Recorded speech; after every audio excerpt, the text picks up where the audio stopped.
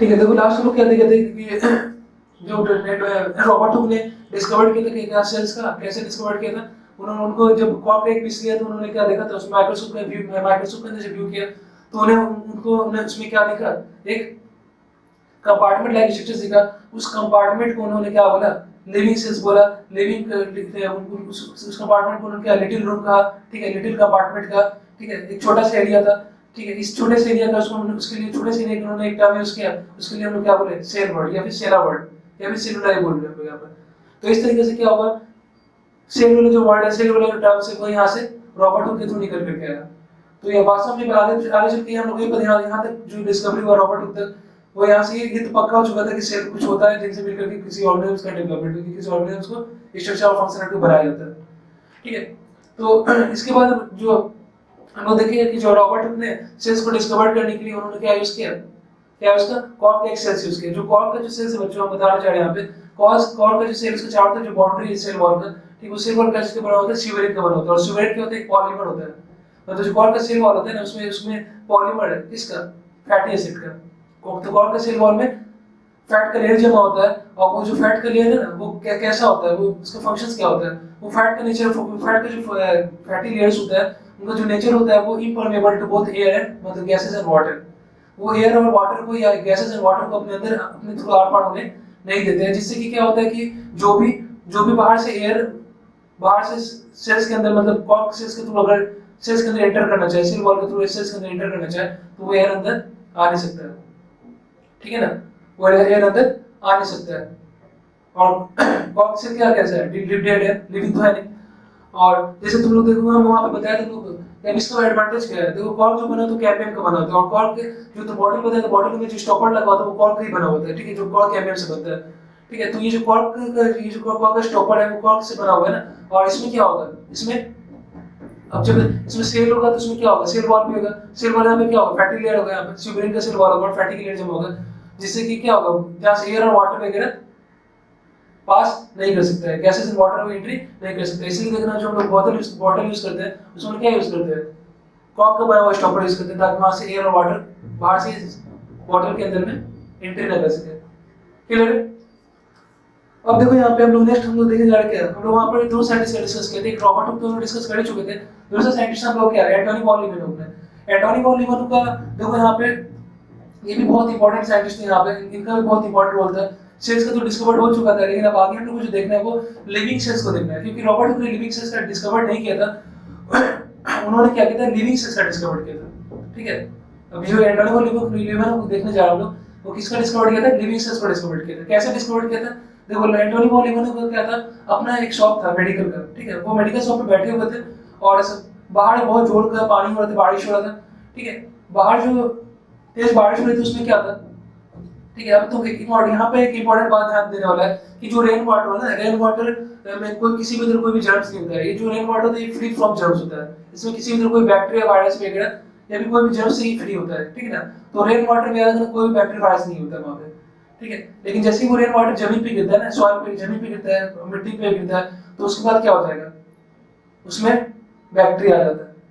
तो याद रखना कभी कहीं क्वेश्चन पूछा जाए कि जो रेन वाटर होता है क्या होगा, उसमें मतलब बोल सकते हैं ना वो स्टरलाइज होता है। रेन वाटर क्या होता है, स्टरलाइज होता है, उसमें कोई भी बैक्टीरिया वगैरह नहीं होता है। लेकिन जब रेन वाटर जमीन पे गिर जाता है, सॉइल पे गिर जाता है, तो उसमें बैक्टीरिया वगैरह आ जाता है। अब बोलो सर ऐसा क्यों, ऐसा इसलिए क्योंकि सॉइल में क्या होता है, बहुत सारे बैक्टीरिया प्रेजेंट होता है, लेकिन जब वो पानी पहले ऊपर से मतलब नीचे की तरफ गिर रहा था तो उसमें कोई बैक्टीरिया नहीं था, लेकिन जैसे वो जमीन पे आया, उस जमीन पे आने के बाद क्या, वो जो बैक्टीरिया था सॉइल में प्रेजेंट वो पानी के साथ क्या हो जाके मिक्स हो गया, तो फाइनली क्या होगा, पानी में भी क्या हो गया, बैक्टीरिया जर्म्स वगैरह उसमें आ गया। तो अब जो एंटोनी वॉन लीवेनहुक थे, ठीक है, वो साइंटिस्ट ने क्या किया, जो पानी गिरा हुआ था सॉइल पे, ठीक है, जमीन पे गिरा हुआ पानी था, उसको उन्होंने उठाया, ठीक है, उठाने के बाद उस वाटर को क्या किया, उस वाटर को एक स्लाइड बना के फाइनली उसको माइक्रोस्कोप के अंदर में व्यू किया। उनका तो अपना माइक्रोस्कोप था ही, ठीक है। तो जैसे उनको भी जो वाटर को जो, ठीक है, रेन वाटर जो जमीन पे गिरा उसको जस्ट उठाया उन्होंने और उठा के उसको माइक्रोस्कोप के अंदर में स्लाइड बना के व्यू किया, तो फाइनली क्या देखा गया, उसमें कुछ लिविंग स्ट्रक्चर्स देखा उनको, ठीक है। उसमें क्या देखा, छोटे-छोटे क्या था, बहुत सारे लिविंग स्ट्रक्चर्स थे। ये जो बच्चों लिविंग स्ट्रक्चर्स है ये क्या था, ये जो लिविंग स्ट्रक्चर्स था ये क्या था, ये जो छोटे-छोटे जो लिविंग स्ट्रक्चर्स है ना वो वास्तव में क्या था, वो ये एक्चुअल में रॉड से बैक्टीरिया था, जो लिविंग सेल्स, ये जो छोटे छोटे लिविंग स्ट्रक्चर्स है वो क्या था वास्तव में, वो एक रॉड से बैक्टीरिया थे। लेकिन इनको उन्होंने क्या बोला, ये जो लिविंग स्ट्रक्चर देखा इनको, ये एंटोनी वॉलिवेनो इसको क्या बोले, ये जो लिविंग स्ट्रक्चर उन्होंने देखा उसको इन्होंने क्या कहा, वाइल्ड एनिमल क्यूल।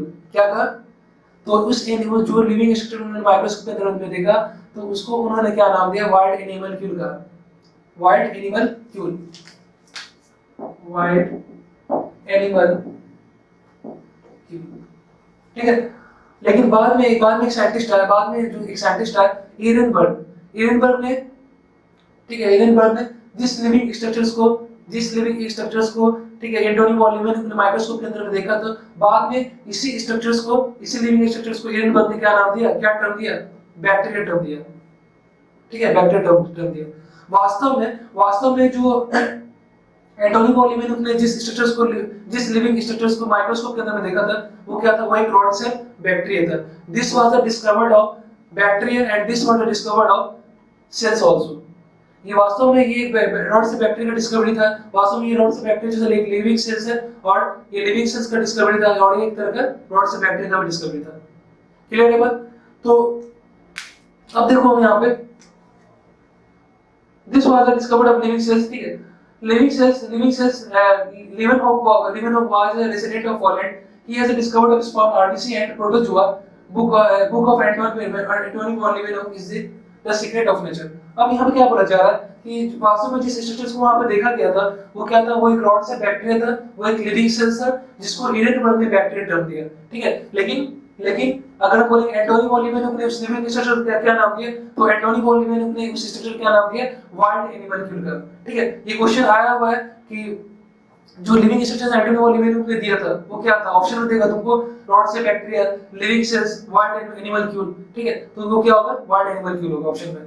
ठीक है, एरेनबर्ग ने लास्ट में जो फाइनली उसी स्ट्रक्चर से उसी लिविंग स्ट्रक्चर को एरेनबर्ग ने क्या नाम दिया, बैक्टीरिया दिया। ठीक है, क्या नाम दिया, बैक्टीरिया दिया। अब ये आप लोग देखते हैं जो स्टेटमेंट्स अभी मैंने ठीक है कहा है सारा बात यहाँ पे इस स्टेटमेंट के अंदर में इंक्लूड किया गया। अब उसको हम लोग एक एक करके देखते हैं यहाँ पे क्या क्या लिखा हुआ है। ठीक है, तो देखो यहाँ पे जो लिखा हुआ है क्या, Antonie Leeuwenhoek in 1676 first time notice free living cells, this living cells was the bacteria discovered from the rain water of soils, he name it wild animalcule. बोला एंटोनी वॉलिवेनो 1776 में क्या कहता है, उन्होंने लिविंग सेल्स को notice किया, ध्यान दिया। ठीक है, ये डिस्कवर्ड था एंटोनी वॉलिवेनो के थ्रू। ठीक है, और वास्तव में ये जो डिस्कवर्ड था वो क्या था, वो एक बैक्टीरिया था, वो एक लिविंग सेल्स था जो कि रेन वाटर ऑफ सॉइल से मिला था। ठीक है, he name it with animal wild animal, और उसका इन्होंने क्या नाम दिया, animalcule, wild animalcule नाम दिया। ठीक है, this was the discovered of living cells, और ये क्या था, एक तरह का लिविंग सेल्स का डिस्कवरी था। Leeuwenhoek was the resident of Holland, ये हॉलैंड के रहने वाले थे। He also discovered sperm, RBC and protozoa. Book of Anthony Walliveno, ये अभी देखो बताया ना कि RBC किसने देखा, अभी पिछले लेक्चर में मैंने बताया था। अभी RBC किसने देखा, प्रोटोजोआ किसने देखा, स्पर्म किसने देखा, सब का सब किसके थ्रू डिस्कवर किया गया, एंटोनी वॉन लीवेनहुक के थ्रू। एंटोनी वॉन लीवेनहुक का जो अपना बुक था, ठीक है, इनका भी अपना फेमस बुक था जहां पे इन्होंने सब कुछ डिस्कवर किया था। इन सारे बात को उन्होंने अपने बुक के अंदर, ठीक है, अपने बुक के अंदर द नेचर ऑफ सीक्रेट, ठीक है, या द सीक्रेट ऑफ नेचर के अंदर मेंशन किया था। ठीक है, और ये उनका अपना खास एक पर्सनल बुक था। What are the difference between the living and non-living cells? अब यहाँ पे अभी इम्पोर्टेंट बात ये आता है कि लिविंग सेल्स या नॉन लिविंग सेल्स का मतलब क्या होता है। ठीक है, living and non living cells का मतलब क्या होता है, तो अब हम लोग यहाँ पे समझते हैं थोड़ा सा कि जो लिविंग और नॉन लिविंग के बीच में क्या डिफरेंस होता है और लिविंग और नॉन लिविंग होता क्या है। ठीक है, ऐसा क्या चीज है जो लिविंग सेल्स को हम लोग नॉन लिविंग सेल्स से डिफरेंशिएट कर सकते हैं। ठीक है, ऐसा क्या चीज है लिविंग सेल्स के अंदर में जो नॉन लिविंग सेल्स के अंदर में नहीं है। ठीक है, तो देखो यहाँ पर सबसे इंपॉर्टेंट बात, लिविंग सेल्स के पास क्या, लिविंग ऑर्गेनिजम्स के पास क्या होता है, लिविंग सेल्स होता है। ठीक है, जो लिविंग सेल्स होते हैं वो क्या होता है, उनके अंदर क्या होता है, एक मेटाबॉलिज्म चल रहा होता है, उनके अंदर में एक फिजिकल एक्टिविटी चल रही होती है। ठीक है, इसमें क्या होता है, जो लिविंग सेल्स होता है वो एक स्ट्रक्चर का हिस्सा होता है, वो एक फंक्शन का हिस्सा होता है। ठीक है, उनके अंदर में एक फिजियोलॉजिकल एक्टिविटी चल रहा होता है जिससे कि हम लोग का लाइफ बना रहता है। ठीक है, तो लिविंग सेल्स के अंदर ऐसा बहुत कुछ चल रहा होता है जिससे कि हम लोग क्या करते हैं, अपने जैसे कि वो सेल्स अपने आप को सर्वाइव कर पाती है। ठीक है, एक ऑर्गेनिजम्स को सर्वाइव करने के लिए, जीने के लिए, ठीक है, लाइफ वाली एक्टिविटीज को बनाए रखने के लिए एक सेल्स के अंदर में वो सारे एक्टिविटीज होना चाहिए। वो सारे एक्टिविटीज उस सेल्स के अंदर में फाइनली परफॉर्म किया जाता है जिससे कि पूरे के पूरे बॉडी का फंक्शंस को कंट्रोल किया जाता है। ठीक है, तो लिविंग सेल्स वो होता है। अब तुम बोलोगे सर जो नॉन लिविंग थिंग्स होता है, अभी अगर हम बात करें कि एक वुड का, ठीक है, अभी देखो लिविंग और नॉन लिविंग को उतना ज्यादा डिटेल में नहीं समझा रहे, लेकिन जब हम लोग पहला चैप्टर है हम लोग का बायोडायवर्सिटी वाला, ठीक है, वहां पे हम डिस्कस करेंगे नॉन लिविंग और लिविंग को पूरा डिटेल में बात करेंगे, एक क्या क्या प्रॉपर्टी होता है लिविंग के अंदर और क्या क्या प्रॉपर्टी होता है नॉन लिविंग के अंदर, सारा चीज को बताएंगे। बस यहाँ पे कुछ बात है जो इस पॉइंट को समझने के लिए इंपॉर्टेंट है, इसलिए हम यहाँ पे थोड़ा सा लिविंग एंड नॉन लिविंग के बारे में थोड़ा सा तुम लोग को आइडिया दे रहे हैं। लेकिन तुम लोग को ध्यान रखना है कि अभी जो ये जो लिविंग नॉन लिविंग वाला जो कंसेप्ट है ये मैंने अभी पूरा नहीं दिया तुमको, अभी बहुत सारे ऐसे पॉइंट्स है जिससे कि हम लोग एक लिविंग सेल्स को नॉन लिविंग सेल्स से डिफरेंशिएट कर सकते हैं, ठीक है। चलो नेक्स्ट पॉइंट हम लोग क्या होगा, तो देखो यहाँ पे थोड़ा सा बात बताने यहाँ पर चीज कि अब तुम बोलोगे सर कि अगर मान लीजिए सर मेरे पास एक वुड है, ठीक है, मेरे पास एक वुड है, ठीक है, एक यहाँ पे बोल सकते एक ट्री है, इस ट्री को मैंने कट किया और कट करके उससे क्या बनाया, एक फर्नीचर बनाया, ठीक है। जब तुम ट्री के वुड को कट करके तो फर्नीचर बनाते हो, ठीक है, तो जब ये वुड वाला पोर्शन, ये जो वुड वाला पार्ट है, ये वुड वाला हिस्सा जैसे कि फर्नीचर बनाया, अब पहले हो सकता है कि जब मैंने कट नहीं किया वैसे जब फर्नीचर नहीं बना हुआ था, ये जो वुड वाला हिस्सा है वो किसका रहा होगा, ट्री का हिस्सा था, वो लिविंग सेल्स का हिस्सा था, वो लिविंग प्लांट का हिस्सा था, ठीक है। तो हम क्या बोल रहे हैं, हम यहाँ पे तो वो जो वुड है वो कभी ना कभी क्या रहा होगा, वो कभी ना कभी लिविंग रहा होगा, उसमें कभी ना कभी क्या होगा, कभी ना कभी वो लाइफ वाला कैरेक्टर रहा होगा उसके अंदर में, कभी तो वो लिविंग रहा होगा। हम यहाँ पे नॉन लिविंग जो बात कर रहे हैं, हम यहाँ पे जो नॉन लिविंग की बात कर रहे हैं वो ऐसी चीज की बात कर रहे हैं जिसमें कभी कोई लाइफ था ही नहीं, जिसमें कभी कोई लाइफ था ही नहीं, जैसे तुम बात करो रॉक है, स्टोन्स है, ठीक है, इन सब चीजों में कभी कोई लाइफ था ही नहीं, ठीक है। हम यहाँ पे जो भी बात कर रहे हैं जैसे कोई प्लांट किंगडम या फिर एनिमल किंगडम की, प्लांट किंगडम या फिर एनिमल किंगडम से जुड़ी हुई चीजों की बात नहीं कर रहे, हम यहाँ पे उन चीजों की बात कर रहे हैं जिसमें कभी कोई लाइफ था ही नहीं, ठीक है। वुड जो था, वुड में क्या था, सेल्स था, वो सेल्स क्या, जब वो प्लांट का ट्री कैसा रहा होगा तो कभी वो लिविंग रहा होगा, जब मैंने कट करके उससे क्या बना दिया, ट्री बना दिया, सॉरी फर्नीचर बना दिया, तो क्या हो गया नॉन लिविंग। जितना सारा मेटाबॉलिक एक्टिविटीज है, जितना सारा लिविंग वाला जो फंक्शंस है जिन सेल्स के अंदर चल रहा होगा, वो सारा फंक्शंस अब क्या हो चुका है, स्टॉप हो चुका है। क्यों? क्योंकि वो क्या है, वो बॉडी के साथ नहीं है, वो फर्नीचर के साथ आ गया, नॉन लिविंग, अब सेल्स डेड हो चुका है, ठीक है। तो उसमें कभी ना कभी लाइफ रहा होगा, लेकिन हम यहाँ पर वो नॉन लिविंग चीज का बात करें इसमें कभी कोई लाइफ नहीं, जैसे सैंड, बालू, सॉइल, मिट्टी, स्टोन्स, रॉक, ये सब का सब क्या है, इसमें कभी कोई लाइफ नहीं था, ये कभी किसी भी जीवित पार्ट का कोई लिविंग पार्ट से कोई हिस्सा नहीं था, ठीक है सर। तो जिसमें कभी कुछ ना कुछ हिस्सा रहेगा, ठीक है, उसका बात हम लोग यहाँ पर नहीं कर रहे हैं, यहाँ पर लिविंग नॉन लिविंग ऐसी चीजों की बात करें जहाँ पे कभी कोई लाइफ फॉर्म था ही नहीं, ठीक है, कोई एनिमल किंगडम कोई प्लांट किंगडम वाला बात यहाँ पे नहीं है, ठीक है। चलो अब हम लोग अपने नेक्स्ट पॉइंट पे बढ़ते हैं, ठीक है। तो यहाँ पर वही सब कुछ लिखा हुआ, what are the difference between the living and non living things, the answer to this is presence of the basic unit of life, the cells is in all living organisms, ठीक है।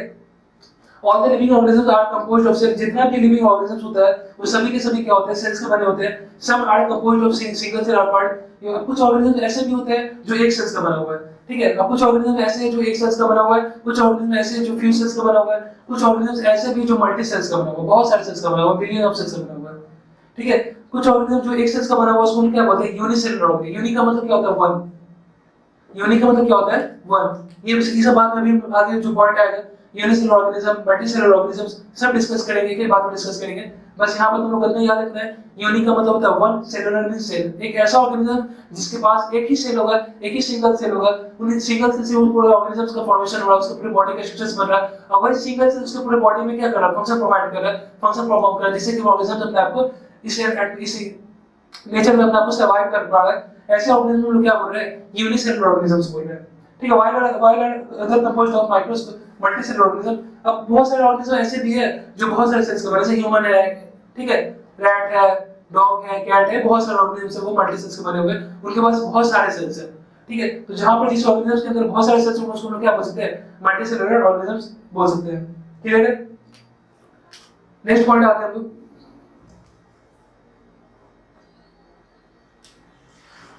unicellular organisms are the capable of independent existence and performing the essential function of the life, ठीक है। unicellular organisms are the best example of the क्या, independent existence of a cell। एक sales का जो functions होता है वो दूसरे वाले सेल के फंक्शंस के ऊपर इंडिपेंडेंट होता है। वो एक अगर कोई किसी ऑर्गेनिज्म के अंदर में बहुत सारे सेल्स हैं तो हर एक सेल्स का क्या है, अपना अपना फंक्शंस है। एक सेल्स का फंक्शन दूसरे के ऊपर डिपेंडेंट नहीं होगा। अगर कोई भी एक सेल्स का फंक्शन दूसरे सेल्स के ऊपर डिपेंडेंट नहीं है तो उसको हम क्या बोलते हैं, इंडिपेंडेंट, ठीक है, वो अपना फंक्शन अपने आप कर सकता है, वो अपने अंदर के सारे फिजियोलॉजिकल एक्टिविटी को खुद से ही परफॉर्म कर सकता है, मतलब उसके अंदर में एक अपने पास एक अपना खुद का पावर है, अपना खुद का टेंडेंसी है, जिससे वो अपने सारे एक्टिविटीज को अपने अंदर खुद से कंट्रोल कर सकता है, खुद से चला सकता है। इसको हम बोलते हैं इंडिपेंडेंट एग्जिस्टेंट। एक सेल्स अपने आप को खुद से एग्जिस्ट कर सकता है विदाउट बिना किसी सेल्स के ऊपर डिपेंडेंट हुए। इसका बेस्ट एग्जांपल है यूनिसेलुलर ऑर्गेनिज्म। तुम देखो, अगर यूनिसेलुलर ऑर्गेनिज्म्स क्या होता है, उसके पास एक ही सेल होता है, अगर एक सेल का फंक्शन दूसरे वाले सेल के फंक्शन के ऊपर डिपेंडेंट होता है तो कभी भी एक सेल का ऑर्गेनिज्म वाला आपको सर्वाइव नहीं कर पाता। क्यों? क्योंकि अगर एक सेल का फंक्शन दूसरे सेल के फंक्शन पर डिपेंडेंट होता है तो minimum 2 cells requirement for the survival of any organism. कम से कम 2 सेल्स का जरूरत होता है एक ऑर्गेनिज्म को सर्वाइव करने के लिए एटमॉस्फेयर में। लेकिन अगर कोई ऑर्गेनिज्म एक सेल्स का है तो क्या वो सर्वाइव कर सकता है? बिल्कुल कर सकता है, क्योंकि एक सेल्स का फंक्शन इंडिपेंडेंट होता है, एक सेल अपना फंक्शन खुद से कर सकता है। तो यूनिसेलुलर ऑर्गेनिज्म बेस्ट एग्जांपल है जहां पर एक ही सेल उस पूरे ऑर्गेनिज्म के लाइफ एक्टिविटी को बनाए रखता है। क्लियर है बात? ठीक है, तो इंडिपेंडेंट एग्जिस्टेंस। दूसरा बात, and performing the essential function of the life. और लाइफ के जो सारा फंक्शंस एक लाइफ के लिए, ब्रीदिंग करना, ठीक है, सांस लेना, फूड को खाना, फूड को डाइजेस्ट करना, रिप्रोडक्शन करना, ठीक है, इंजेक्शंस करना, एक्सक्रीशंस करना, ठीक है, फूड को सर्कुलेट करना, मतलब बोलो ना, लाइफ के लिए जो भी इंपॉर्टेंट एक्टिविटीज एक सेल्स के अंदर में जो होना चाहिए वो सारा एक्टिविटीज वो सिंगल सेल ऑर्गेनिजम्स के अंदर में देखा जाएगा, क्योंकि एक सिंगल सेल का जो फंक्शन होता है वो independent existent to other cells होता है। क्लियर है? चलो आते हैं नेक्स्ट पॉइंट पे। Anything less than the complete structures of a cell does not ensure independent living. ठीक है, कम से कम क्या बोला है, एक सेल्स को सर्वाइव करने के लिए, किसी ऑर्गेनिज्म को सर्वाइव करने के लिए कम से कम एक सेल्स का होना जरूरी है। अगर कोई भी ऑर्गेनिज्म एक सेल से कम है तो वो ऑर्गेनिज्म अपने आप को सर्वाइव नहीं कर पाएगा। ठीक है, वो ऑर्गेनिज्म अपने आप को सर्वाइव नहीं कर पाएगा, दैट मींस वो एटमॉस्फेयर में धीरे-धीरे क्या हो जाएगा, खत्म हो जाएगा। तो कम से कम जीवित रहने के लिए, जिंदा रहने के लिए, अपने आप को जीने के लिए कम से कम एक सेल्स का होना चाहिए, एक उस ऑर्गेनिज्म के अंदर एक सेल्स का होना एकदम कंपल्सरी है। चलो नेक्स्ट पॉइंट पे आते हैं। In 1838, Matthias Silden, a German botanist, examined a large number of plants and observed that a plants are different kind of cells which forms the tissue of the plant. देखो यहाँ पर क्या बोला जा रहा है, 1838 में एक और साइंटिस्ट आया जिनका नाम क्या था, मैथियास सिल्डेन, जो कि जर्मन के रहने वाले थे। ठीक है, जर्मन के यहाँ पे दो साइंटिस्ट, एक है हम लोग क्या मैथियास सिल्डेन, एक है हम लोग थियोडोर सिमोन। एक मैथियास सिल्डेन जो थे वो जर्मन के रहने वाले थे और ये एक बॉटनिस्ट थे। बॉटनिस्ट मतलब ये प्लांट के ऊपर स्टडी कर रहे थे। और जो थियोडोर सिमोन जो थे वो क्या थे, वो एक जूलॉजिस्ट थे। ठीक है, वो एक जूलॉजिस्ट थे, मतलब वो एक एनिमल सेल्स के ऊपर स्टडी कर रहे थे। ठीक है, वो एनिमल सेल्स के ऊपर स्टडी कर रहे थे और वो उनका जो सिटीजनशिप थी वो कैसा था, ब्रिटिश था। ठीक है, वो ब्रिटिश के रहने वाले थे। तो याद रखना यहाँ पे मैथियास सिल्डेन एक जर्मन बॉटनिस्ट थे, एग्जामिन की क्या ये लार्ज नंबर प्लांट सेल, मतलब बोल रहे थे कि जो एक प्लांट होता है ना, उसके प्लांट के अंदर में कई सारे सेल्स होते हैं। ठीक है, एक प्लांट्स को, ठीक है, एक प्लांट पौधों के अंदर में बहुत सारे क्या होते हैं, जो टिश्यू है, मतलब पौधे के अंदर जो प्लांट्स के अंदर में कई सारे टिश्यू प्रेजेंट है, उनको बनाने के लिए कई सारे सेल्स इन्वॉल्व होते हैं। मतलब उस सेल्स मतलब वो एक सेल्स को स्ट्रक्चर के फॉर्म में जान रहे थे। ठीक है, मतलब प्लांट्स के अंदर में जो पौधा है उनके अंदर में कई सारे क्या है, जो अलग अलग टिश्यू है, उनको बनाने के लिए क्या जरूरत पड़ रहा है, सेल्स की जरूरत पड़ रहा है। उन टिश्यूज को बनाने के लिए क्या जरूरत पड़ रहा है, अलग अलग सेल्स का जरूरत पड़ रहा है। इन अलग अलग सेल्स को मिलाने के बाद वो टिश्यूज बन रहा है, फाइनली वो प्लांट बन रहा है।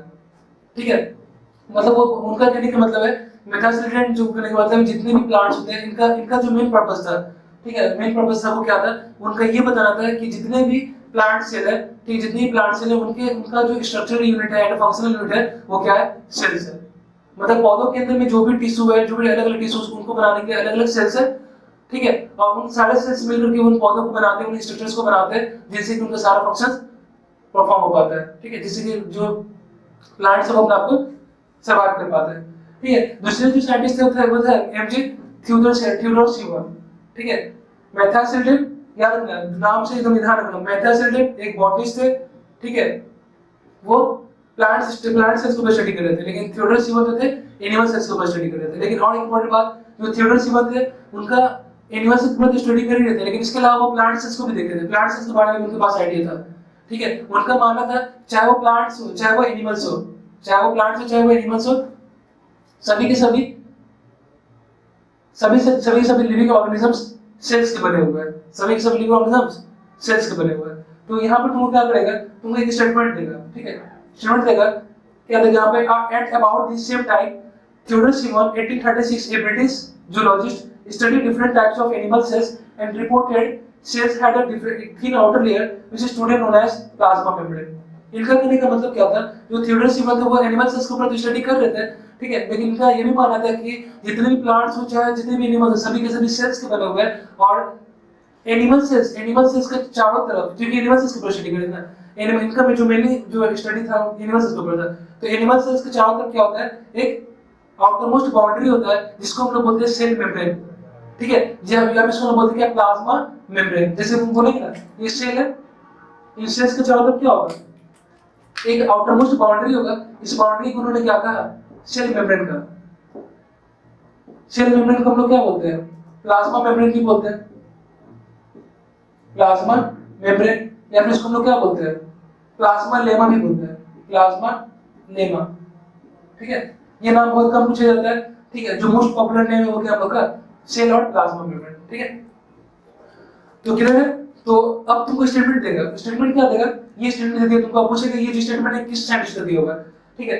अब तो मान यहाँ पे तुमको दिया at about the same time Theodor Schwann a British zoologist studied different types of animal cells and reported cells had thin outer layer which today known as the plasma membrane। इस बात को मतलब क्लियर हो गया कि एक cell जो होता है वो क्या होता है, एक सेल के चारों तरफ जो लिविंग बॉडी होता है उसको प्लाज्मा मेम्ब्रेन बोलते हैं, और उनके अंदर क्या होता है, लिविंग फ्लूइड्स पाया जाता है, एक लिविंग कंटेंट पाया जाता है जिसको हम लोग क्या बोलते हैं, इसको हम लोग क्या बोलते हैं, प्रोटोप्लाज्म बोलते हैं, ठीक है, इसको हम लोग क्या बोलते हैं, प्रोटोप्लाज्म बोलते हैं, ठीक है। अब देखो हम लोग जो नेक्स्ट पॉइंट देख रहे हैं, he also concluded based on this study on the plant tissue that the presence of cell wall is a unique character of the plant cell। अब ये स्टेटमेंट दिया, ये स्टेटमेंट देख के पूछेगा तुमको ये स्टेटमेंट किसका है, थियोडोर सिमन का है या फिर एमजे सेल्डन का है, ये जो स्टेटमेंट है वो एमजे सेल्डन का है या फिर थियोडोर सिमन का है। तो तुमको यहाँ पे क्या दिख रहा है, तुम देखो गाड़ी ये तो स्टडी किसके ऊपर किया जा रहा है, प्लांट टिश्यू के ऊपर। अब प्लांट टिश्यू की स्टडी कौन कर रहे थे, एमजे सेल्डन, ठीक है, तो तुम फट से टिक आउट किसको करोगे, एमजे सेल्डन, लेकिन ये याद रखना ये ऑप्शन गलत है, राइट ऑप्शन क्या होगा, राइट आंसर क्या होगा, थियोडोर सिमन, क्योंकि अभी मैंने बताया ना थियोडोर सिमन तो प्लांट के एनिमल सेल्स को स्टडी कर रहे थे, लेकिन साथ ही साथ ये प्लांट सेल्स को भी देखा था, और उन्होंने बताया भी था कि ये जो प्लांट सेल्स है चाहे एनिमल सेल्स है सभी के सभी क्या चीज के बने हुए हैं, सेल्स के बने हुए हैं। तो देखो यहाँ पे क्या बोल रहा है, he also concluded based on this study on the plant tissue that presence of the cell wall is a unique character of the plant cell। और उन्होंने ये भी बताया कि जो प्लांट सेल्स का जो आउटरमोस्ट बाउंड्री होता है वो सेल वॉल होता है, और ये जो सेल वॉल है ना ये एनिमल सेल्स में एब्सेंट होता है, देयरफॉर ये जो सेल वॉल होगा ना, ये जो सेल वॉल होगा ये एक यूनिक कैरेक्टर होगा, किसके लिए, प्लांट सेल्स के लिए। क्यों, क्योंकि देखो इस फीचर्स के बेस पे ये जो सेल वॉल है, ये जो सेल वॉल वाले फीचर्स है प्लांट सेल्स के अंदर में, इस बेसिस को तुम क्या कर सकते हो, एक एनिमल सेल्स को प्लांट सेल्स से तुम डिफरेंशिएट कर सकते हो। कैसे कर सकते हो, क्योंकि एनिमल सेल्स में सर प्लाज्मा में आउटरमोस्ट बाउंड्री जो होता है वो सेल वॉल सेल मेम्ब्रेन होता है, लेकिन प्लांट सेल में आउटरमोस्ट बाउंड्री क्या होता है, सेल वॉल होता है। लेकिन सर प्लाज्मा सेल वॉल है, प्लांट सेल सेल मेम्ब्रेन होता है, हां होता है, वो सेल वॉल के अंदर होता है, ठीक है। कैसे होता है, पहले सेल होगा, मैं प्लांट की बात कर रहा हूं, ये प्लांट है, प्लांट सेल्स के आउटरमोस्ट इसके बाहर एक बाउंड्री होगा, इसको हम बोलते हैं क्या, सेल मेम्ब्रेन, और सेल मेम्ब्रेन के बाहर और क्या होगा, एक और आउटरमोस्ट बाउंड्री होगा जिसको हम क्या बोलेंगे, प्लाज्मा सेल वॉल। अब ये सेल वॉल कहां है, सेल वॉल कहां है, प्लांट में ना, ये तो एनिमल में नहीं है, तो इस cell wall on the presence of cell wall, ठीक है, we can differentiate between plant and animal cell, ठीक है। क्यों, क्योंकि सेल वॉल प्लांट में होता है, एनिमल में नहीं होता है, तो अगर डिफरेंस आता है तो हम लोग लिखते हैं ना, cell wall is present in plant cell but it is absent in animal cell, ठीक है। तो ये वो फीचर्स हो गए जिसके थ्रू हम लोग क्या कर सकते हैं कि एनिमल सेल्स को प्लांट सेल से डिफरेंशिएट कर सकते हैं। और एनिमल सेल क्या होगा, चाहे मतलब बाउंड्री आउटरमोस्ट बाउंड्री क्या होगा, सेल मेम्ब्रेन होगा, इसको हम प्लाज्मा मेम्ब्रेन भी बोलते हैं। और याद रखना ये सेल वॉल जो प्लांट के अंदर प्रेजेंट है ये एनी प्लांट सेल्स के लिए क्या होगा, यूनिक कैरेक्टर हो गया, ठीक है, यूनिक हो गया ना, कि इसमें ही है ना, यूनिक हम लोग किसको बोलते हैं, जो अलग टाइप का, जिसमें वो फीचर्स होगा, बाकी सभी चीजों में वो फीचर्स नहीं होगा, ठीक है। तो प्लांट सेल में सेल वॉल होना है, ये कैसा है, एक यूनिक कैरेक्टर है, क्लियर है। चलो नेक्स्ट पॉइंट आते हैं। French scientist Diderot gave the idea of the cell theory in 1824. He first time indicated that tissue are made up of by the union of cell. ठीक है, इसके बाद और एक साइंटिस्ट आते हैं, ठीक है, इसके बाद और एक साइंटिस्ट आते हैं, ठीक है, थियोडोर सीवन के बाद एक साइंटिस्ट है, उसका नाम क्या था, रुडोल्फ वर्को। रुडोल्फ वर्को से भी पहले और एक साइंटिस्ट, इसका नाम क्या था, ठीक है, French scientist Dutrochet give the idea of cell theory in 1824। तो ये भी कुछ आइडिया दिए थे, ये भी अपना कुछ प्रस्ताव रखा था, ये भी अपना कुछ बात, ये अपना कुछ थ्योरी रखा था, किस बेसिस पे, सेल थ्योरी के बेसिस पे। लेकिन इनका जो हाइपोथेसिस है, इनका जो थ्योरी था वो सही तरीके से करेक्ट नहीं हो पाया। ठीक है, इनके इसमें कुछ ड्रॉबैक आ गया, ये सही तरीके से सेल थ्योरी को एक्सप्लेन नहीं कर सके, जिस वजह से इसको यहीं पर क्या कर दिया गया, ड्रॉबैक कर दिया गया, इनके थ्योरी को यहीं पर रोक दिया गया।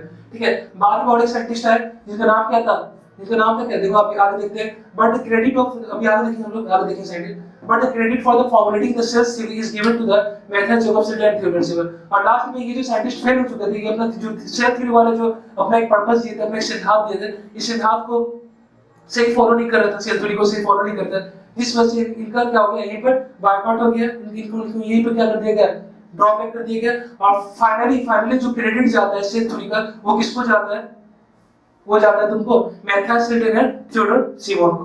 ठीक है, ये दो साइंटिस्ट हैं जिनको सेल थ्योरी का क्रेडिट जाता है। बहुत इंपॉर्टेंट क्वेश्चन है, याद रखना। जिस चीज को हम बार-बार बोल रहे हैं, बार-बार रिपीट कर रहे हैं, उस पॉइंट को तुम लोग थोड़ा सा केयरफुली सुनना, बार-बार ध्यान देना, सर इसको बार-बार क्यों बोल रहे हैं, इसका मतलब ये है, ये क्वेश्चन कई बार आ चुका है और ये बार-बार आने का चांसेस है।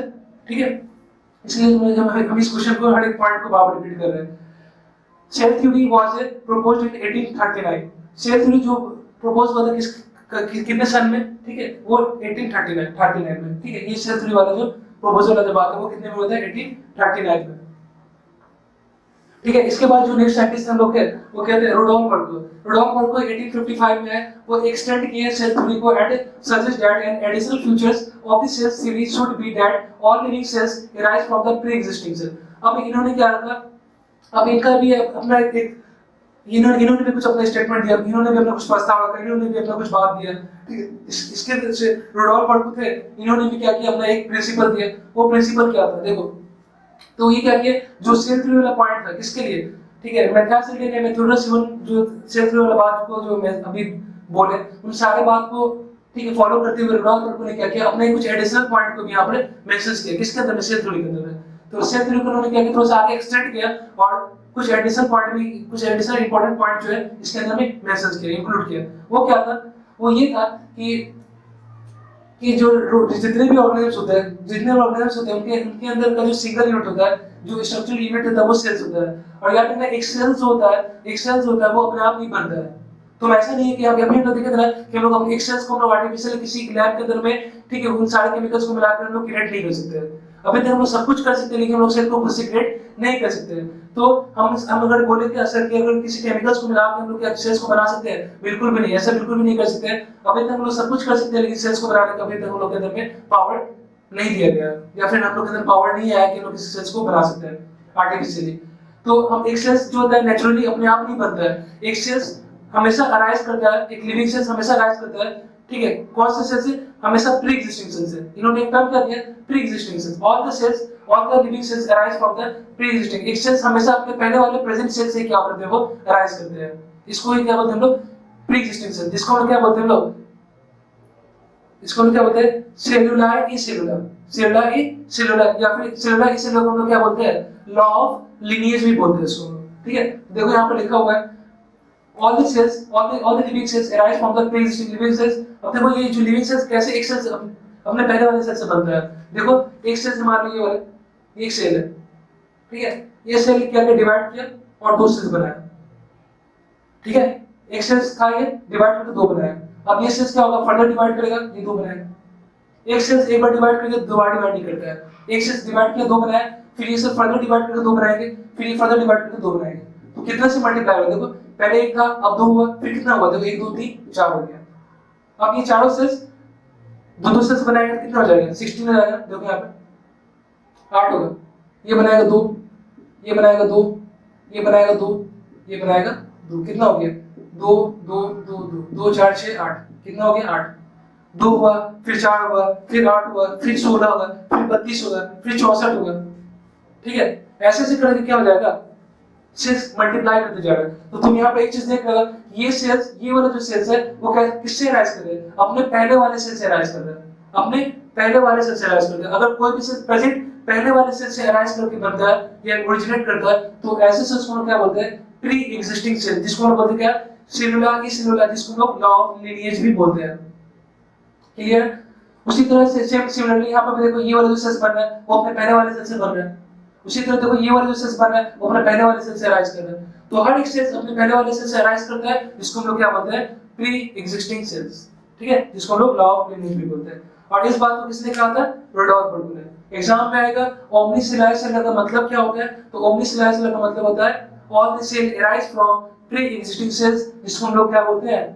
लॉ ऑफ लिनिएज भी बोलते हैं। इस बात को किसने दिया था? इस बात, ये जो प्रस्ताव था, ये जो स्टेटमेंट था, किस साइंटिस्ट के थ्रू दिया गया था? तो रुडोल्फ बर्गुन के थ्रू दिया। कितने साल में दिया गया था? 1855 में दिया गया था। इस तरीके से क्वेश्चन आने का चांसेस होता है। ठीक है, अब हम लोग नेक्स्ट पॉइंट की तरफ बढ़ते हैं। चलो देखते हैं नेक्स्ट पॉइंट क्या है।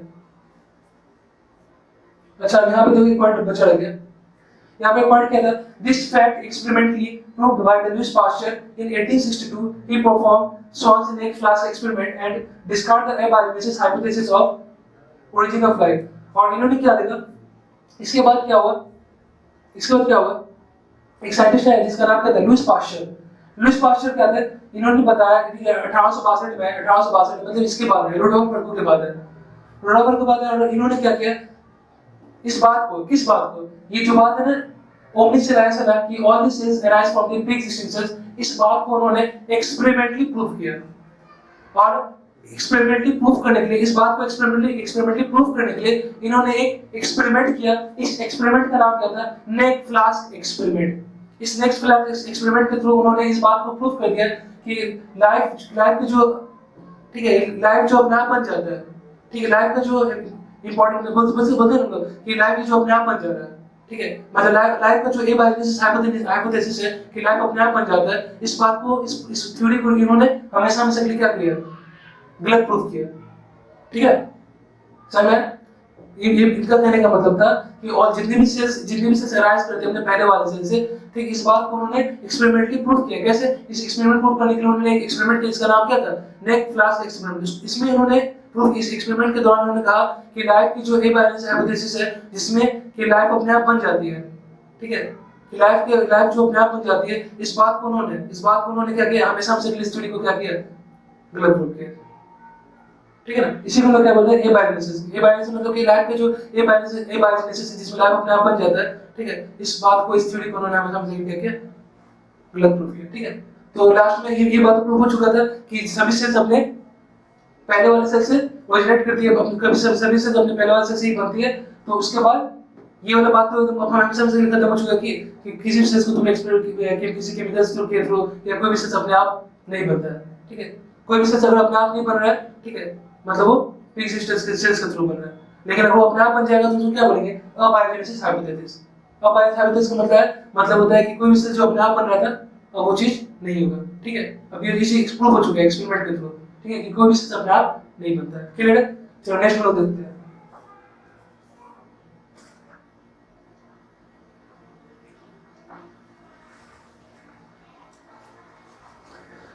And overview of a cell. Overview of a cell में क्या देखना है?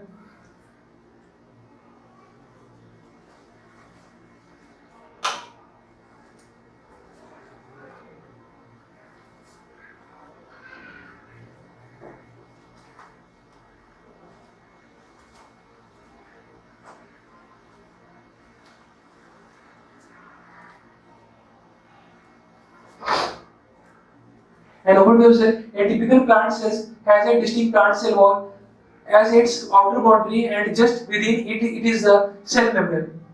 क्या बोला है? अब हम लोग क्या देखें? कुछ ओवरव्यू ऑफ सेल्स के बारे में देखें। हम लोग सेल्स का डिस्कवरी कैसे कैसे हुआ, वो सब कुछ हम लोग देखें। लिविंग सेल्स को डिस्कवर कौन किया? ठीक है, सेल्स को किसने देखा, कितने सन में हुआ? ठीक है, सेल थ्योरी क्या होता है वो देखें। ठीक है, अब सेल थ्योरी से इसमें जो कंसेप्ट है, आगे भी हम लोग कुछ थोड़ा सा कुछ पार्ट देखना है हम लोग आगे। ठीक है, क्योंकि एग्जाम पूछा जाता है, बोर्ड में भी आता है सेल थ्योरी को डिफाइन करने के लिए। ठीक है, तो सारा नोट्स में हम लोग को दिया हुआ है, यहाँ पे सारा कुछ मेंशन है, सो आप लोग देखना इसको अच्छे से। ठीक है, और समझना। एंड ओवरव्यू ऑफ सेल, आप लोग क्या देखें? सेल्स का ओवरव्यू देख रहे हैं। सेल्स का ओवरव्यू क्या बोलेगा? Typical plant cells. ठीक है, typical plant cells has a distinct plant cell wall. ठीक है, टिपिकल वर्ड किसके लिए यूज करते हैं? देखो बहुत इंपॉर्टेंट चीज समझने के बाद, अगर कोई भी एक चीज उसी चीज में दिख रहा है, उसी ऑर्गेनिजम्स में दिख रहा है, मतलब वो चीज उसके लिए कॉमन है। ठीक है, बस हम बोलेंगे ना कि ये वाला जो चीज है, ठीक है, इस तरह का स्ट्रक्चर इसी ऑर्गेनिजम्स में ही देखने को मिलेगा तुमको, इस तरह का प्रॉपर्टी इसी सेल्स में ही देखने को मिलेगा, तो उसको उसके लिए हम लोग टिपिकल वर्ड यूज करते हैं। ठीक है, कि वो चीज उस चीज के लिए क्या है, कॉमन है। ठीक है ना, तो जो चीज बार बार उसी चीज में देखने को मिलता है उसके लिए हम टिपिकल वर्ड यूज करते हैं। जैसे कि तुम सेल वॉल सिर्फ प्लांट सेल में देखने को मिलता है और कहीं नहीं देखने को मिलेगा, एनिमल सेल में एब्सेंट होता है, तो इसके लिए हम क्या टर्म यूज करेंगे, टिपिकल वर्ड। तो typical plant cells has a distinct plant cell wall. एक एक बात को समझो, एक एक बायोलॉजी का एक एक सेंटेंस, एक एक वर्ड इंपॉर्टेंट रहता है, एक एक बात इंपॉर्टेंट रहता है। ठीक है, अगर तुमको एक एक बात समझ में नहीं आ रहा बायोलॉजी का, तो तुम कभी भी बायोलॉजी को सही से तुम डिफाइन नहीं कर सकते हो, सही से तुमको क्लियर नहीं होगा कि बायोलॉजी का पर्पस क्या है, किस लिए बायोलॉजी पढ़ रहे हैं, बायोलॉजी पढ़ने से इसका मकसद क्या है, आगे चल के हम क्या करेंगे बायोलॉजी में। ठीक है, या typical plant cells has a distinct plant cell wall. एक प्लांट सेल्स में क्या होगा, डिस्टिंक्ट का मतलब क्लियरली विजिबल, साफ साफ एकदम क्लियरली, जो फाइन से दिखना, साफ तरीके से दिखना। ठीक है, क्या दिखता है उसमें हमको, एक प्लांट सेल वॉल दिखता है, एक सेल है वाली प्लांट सेल, इसके चारों तरफ डिस्टिंक्ट प्लांट सेल वॉल होगा।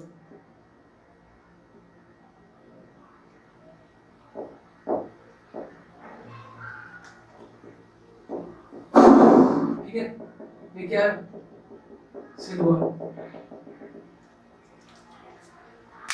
और ये जो सेल वॉल होगा ये कैसा होगा, आउटर मोस्ट बाउंड्री होगा। कैसा होगा, outermost boundary and just within it is the cell wall. और ठीक इसी के अंदर, ठीक इसी के नीचे, इसी सेल वॉल के अंदर में क्या होगा, सेल मेम्ब्रेन होगा। देखो ये वाला सेल वॉल है, यहाँ पे क्या होगा, सेल मेम्ब्रेन। ठीक है, ये जो ग्रीन कलर का ये हो गया तुम्हारा सेल मेम्ब्रेन। ठीक है, और उसके बाहर का जो कवरिंग है, आउटर मोस्ट बाउंड्री है, वो क्या है, सेल वॉल, जो कैसा है, unique characters of plant cell. इसी वजह प्लांट सेल नहीं होगा, एनिमल सेल्स में एब्सेंट होगा, बाहर को बोले, ध्यान रखना। ठीक है, इनसाइड इस cells is a dense membrane bound structure called nucleus. और हर एक सेल्स के अंदर जितने भी सेल्स होंगे, प्रत्येक सेल्स के अंदर में, प्रत्येक कोशिका के अंदर में क्या होगा, एक डेंस मेम्ब्रेन बाउंड स्ट्रक्चर होगा, जिसको क्या होगा, न्यूक्लियस बोलेंगे। और हर एक सेल्स के अंदर में क्या होगा, इसके अंदर में मेम्ब्रेन से घिरा हुआ, ठीक है, बाउंड्री होगा, एक मेम्ब्रेन से घिरा हुआ एक स्ट्रक्चर होगा, जिसको हम लोग बोलते हैं क्या, न्यूक्लियर मेम्ब्रेन। ये जो डबल, याद रखना न्यूक्लियर मेम्ब्रेन कैसा होता है, डबल मेम्ब्रेन बाउंड स्ट्रक्चर होता है। ठीक है, न्यूक्लियर मेम्ब्रेन कैसा है, डबल मेम्ब्रेन बाउंड स्ट्रक्चर है। और ये जो न्यूक्लियर मेम्ब्रेन है वो किसका कवरिंग है, न्यूक्लियस का कवरिंग है। ठीक है, जैसे एक सेल का कवरिंग क्या होता है, सेल मेम्ब्रेन होता है। ठीक है, उसी तरह क्या है यहाँ पे, एक न्यूक्लियस का कवरिंग क्या है, यहाँ पे न्यूक्लियर मेम्ब्रेन है। न्यूक्लियस का कवरिंग है, न्यूक्लियर मेम्ब्रेन सेल का, सेल मेम्ब्रेन। मेम्ब्रेन हम लोग हर वो चीज के लिए यूज कर सकते हैं, जो एक झिल्ली है, जो एक ऐसा चीज जिसको शेप प्रोवाइड कर रहा है, उसको उसके शेप को बनाए रखा है, शेप को मेंटेन रखा है। ठीक है, उसके चारों तरफ का कवरिंग है, प्रोटेक्शन है, सारी चीजें। क्योंकि मेम्ब्रेन का काम क्या होता है, इसके सेल्स के स्ट्रक्चर्स को मेंटेन रखना, ठीक है, उसको प्रोटेक्शन प्रोवाइड करना, सारे कंटेंट्स को एक जगह प्रेजेंट रखना, इन सभी सब किसका काम है, सेल मेम्ब्रेन का काम है। ठीक है, क्लियर है। तो हर एक सेल्स के अंदर में एक डेंस मतलब एकदम गाढ़ा, डेंस का मतलब क्या होता है, जो कॉन्सेंट्रेटेड होता है। ठीक है, डेंस का मतलब क्या होता है, जो ज्यादा कॉन्सेंट्रेटेड होता है। ठीक है, इसको क्या, उसके लिए क्या टर्म्स होते हैं, डेंस। ठीक है, membrane bound structure, membrane bound structures होगा, इसको क्या बोले, न्यूक्लियस बोले। तो न्यूक्लियस पे याद रखना है, इसमें एक मेम्ब्रेन बाउंड स्ट्रक्चर्स होता है जो कि न्यूक्लियर मेम्ब्रेन कहलाता है, और उसके अंदर में न्यूक्लियस के अंदर न्यूक्लियस प्रेजेंट होता है, उसमें मेम्ब्रेन। यहाँ पे देखो ये पॉइंट दिया हुआ है, this nucleus contain the chromosome which in turn contain genetic material. देखो न्यूक्लियस होता है ना, अभी हमने बताया एक सेल्स के अंदर में क्या होता है, न्यूक्लियस होता है, उस न्यूक्लियस में क्या होता है, जेनेटिक मटेरियल होता है। देखो जैसे मैं बताया मैंने, ये सेल है, ये प्लांट सेल है, प्लांट सेल्स के अंदर में क्या है, ये न्यूक्लियस है, इसके पास बाहर का जो एक मेम्ब्रेन है, इसको हम लोग क्या बोले, सेल मेम्ब्रेन। और सेल मेम्ब्रेन के चारों तरफ क्या है, आउटर मोस्ट बाउंड्री है, जिसको हम लोग क्या बोल रहे हैं, सेल वॉल बोल रहे हैं। ठीक है, और न्यूक्लियस के चारों तरफ क्या है, मेम्ब्रेन बाउंड कवरिंग, जिसको हम लोग क्या बोल रहे हैं, न्यूक्लियर मेम्ब्रेन बोल रहे हैं। और इसी न्यूक्लियस के अंदर में क्या है, जेनेटिक मटेरियल प्रेजेंट है।